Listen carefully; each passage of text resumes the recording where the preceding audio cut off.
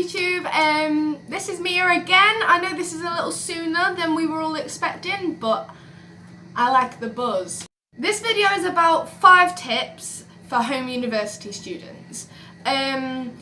This is not a video that I've seen much of, and I probably could have done with someone who has been through it being able to relate to me a little bit.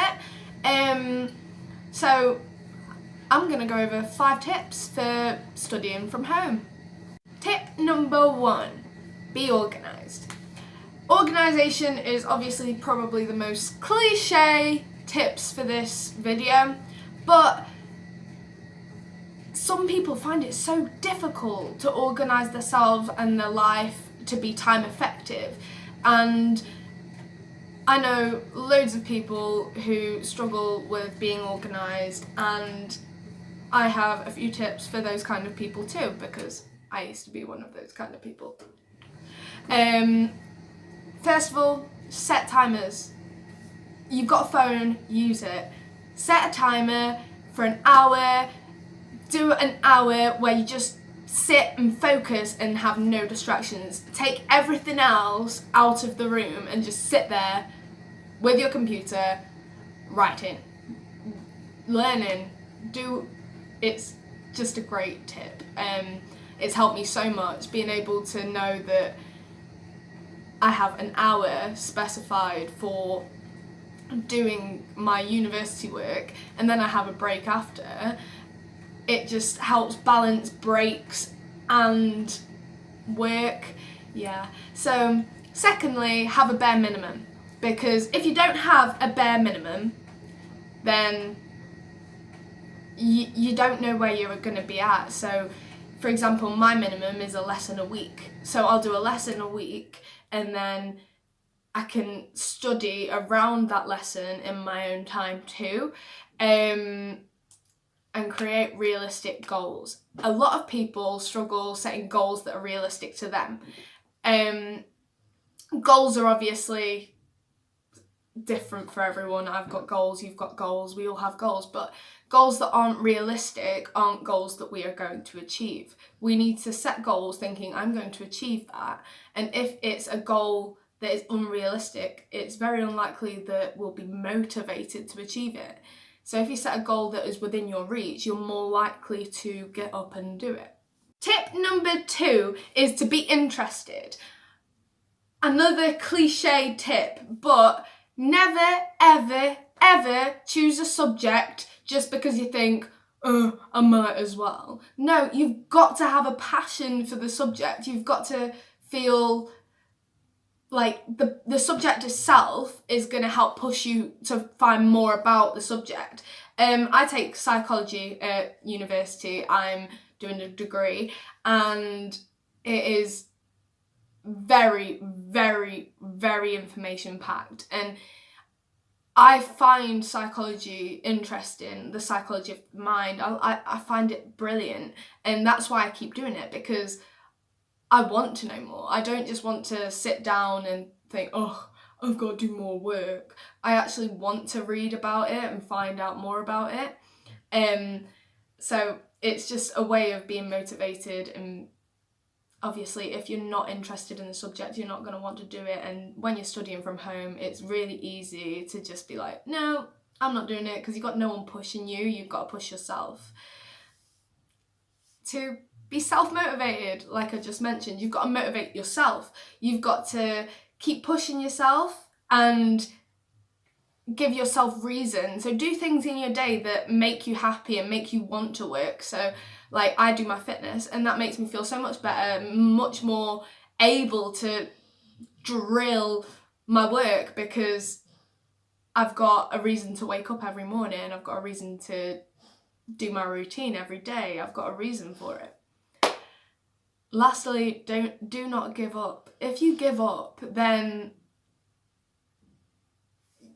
there was no point in doing it. You know, giving up is surrendering yourself to not being motivated, not wanting to do something. Fair enough, if you've taken something, realised you aren't that interested in it and you want to do something else, then fair enough, you can give up. But if you're giving up just because of something little that's come up or a test that you think you might have failed, there's no point giving up on something so big for a possibility or an idea, because giving up is just you've just wasted the time that you've spent focused on surrendering. Third tip, read. I know, no one likes reading. That's a lie. I like reading. Read textbooks. Obviously, with your course, if you're studying at university, you'll have textbooks. At the beginning of every module that you complete, you'll be given resources that will be needed for that module. And read. Just read. And even if it's not in your textbook or your lessons to read a certain section, it's good to just read for learning's sake. Read because you're learning more about it the more you read. And obviously, I'm not expecting you to read every single textbook that you get over time front to back, because that is impossible. But just being able to read effectively, be able to scan, be able to pick out certain words that are important, and titles, headings are amazing things, and we know exactly what's going to be in that paragraph because there's a heading above it. Be able to find all of that out, and it's amazing how much you learn from reading. Obviously, in subjects, there aren't just textbooks, there are also reports, and reports can be very long and very boring, to say the least. But you don't need to read it all. You can scan it and you can find words and ideas and quotes that are important for the lesson. And finally, just read. Read anything. Read a book that you thought all your life you'd love to read it. Just read. You can read poems. Reading is a good practice in itself in motivating you daily. I love reading, and being able to sit down and read a book and escape is one of the best things for bringing you back to the real world, like making you understand things. It's a really good tip, reading. Do read. Number 4 is make time to mingle. It's so easy to isolate yourself if you work from home, and that's not just for students, that is for people who actually work from home. It's so difficult to lose out of touch with people or friends or even family, and isolating yourself is not a way to motivate you. It's a way to make yourself feel low and unmotivated. So please make time to contact real people and not just your computer. Also, another equally big thing is breaks. So being able to go out and do things with your friends is also a way of giving yourself a break and having a completely different life outside to what you have when you're doing your work. And being able to have that is a really good way to motivate you to carry on more. Obviously, there's a balance that you need to make between your work life and your home life, and when your work is at home, it's very difficult to balance that correctly. So obviously you need to find your niche. You need to find what your balance is.